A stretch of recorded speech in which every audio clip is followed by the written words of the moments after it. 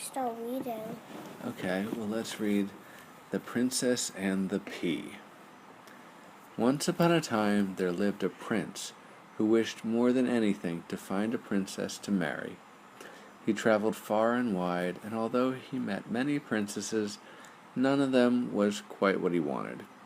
Some were too stout, some were too tall, some were too serious, and some were too silly. Not one of them was everything a real princess should be, and so the sad prince returned home. So that's kind of silly. Why? Because he says some were too stout, that like too stout is like the shape of their body, or too tall. Like those things shouldn't really matter. Yeah. What is stout? Stout means kind of like thick, wide, like usually strong.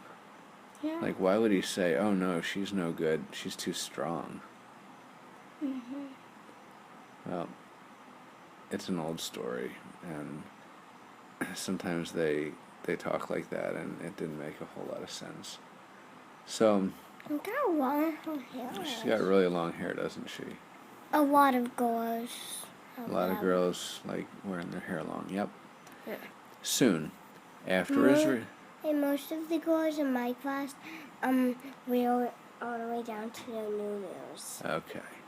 Soon, after his return, there was a terrible storm. All around the palace the lightning flashed, the thunder roared, and the rain poured down fiercely. That night there came a knocking at the palace gate, and the old king went to answer it. A princess stood there, but what a sight she was! Rain streamed from her long hair, and her clothes were muddy and torn. Her shoes were so full of water that it poured out from her toes and heels. Yet she insisted that she was a real princess. "We'll soon find out if that's true," thought the old queen. But she said nothing. Instead, she went to a bedchamber and laid a single pea. See, there's the queen putting a pea. Look at all these mattresses all the way up to the ceiling. Beneath the mattress, she ordered her servants to pile 19 more mattresses. This thing we're laying on is a mattress. On top of the pea, and 20 eider-down quilts on top of the mattresses. The queen then led... Eider-down quilts? You know how when we lived in Maine and it was cold, how we had those really thick blankets we put over top of ourselves? It's like that.